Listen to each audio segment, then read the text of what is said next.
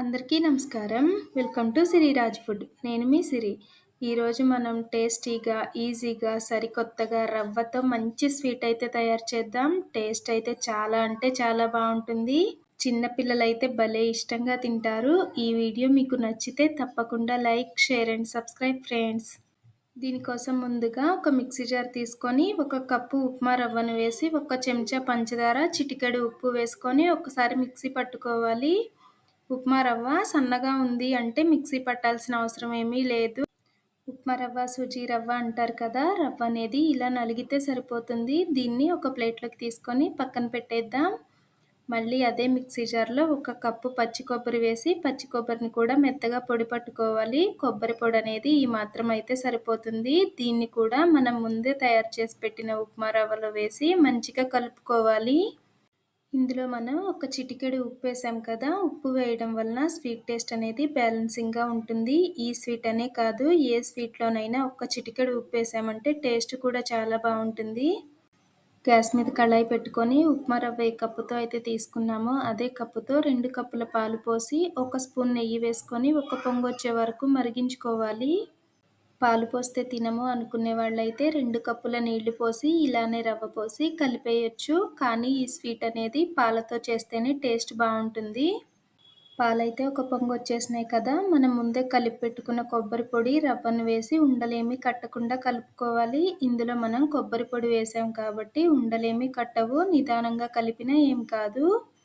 మన ఛానల్లో ఇంకా ఈజీగా చేయగలిగే స్వీట్స్, స్నాక్స్, హెల్తీగా చేసే లడ్డూలు చాలా రెసిపీస్ ఉన్నాయి. కుదిరితే ఒక్కసారి చూడండి. వీడియోస్ మీకు నచ్చితే తప్పకుండా సబ్స్క్రైబ్ చేయండి. గ్యాస్ సిమ్లో పెట్టుకొని మంచిగా కలుపుతూ ఉన్నామంటే రవ్వ అనేది తొందరగానే దగ్గర పడిపోతుంది. ఇలా దగ్గరగా ఉడికిపోయిన తర్వాత గ్యాస్ ఆఫ్ చేసి మూత పెట్టి ఒక 10 నిమిషాలు పక్కన పెట్టుకోవాలి.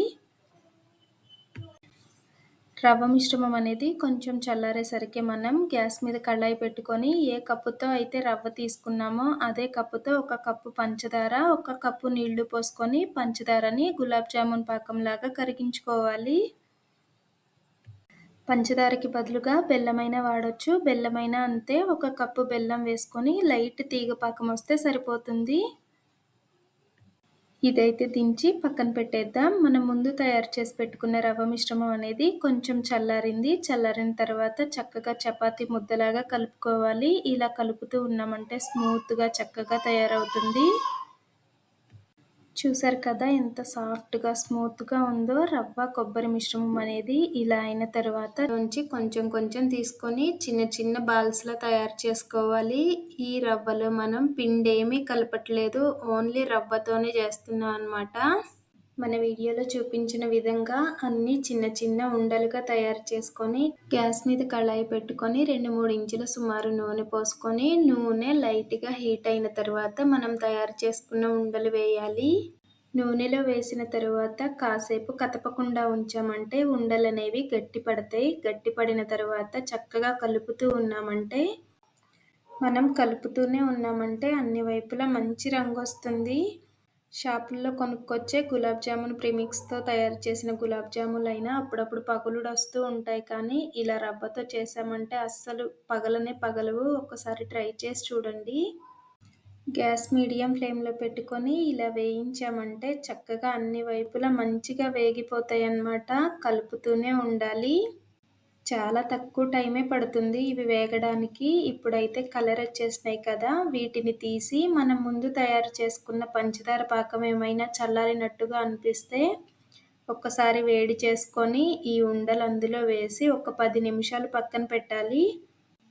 చూడండి అసలు ఎక్కడ పగుళ్ళు కూడా రాలేదు కదా. 1 కప్పు రవ్వ ఉంటే చాలు, పిల్లలకి మంచిగా స్వీట్ అడిగితే అప్పటికప్పుడే చేసి ఇవ్వచ్చు. ఈ వీడియో మీకు ఎలా అనిపించిందో కామెంట్ చేయండి. ఈ వీడియో మీకు నచ్చితే తప్పకుండా లైక్ చేయండి, షేర్ చేయండి, సబ్స్క్రైబ్ చేయండి. రేపు ఇంకో మంచి వీడియోతో మళ్ళీ కలుసుకుందాం. By bye friends.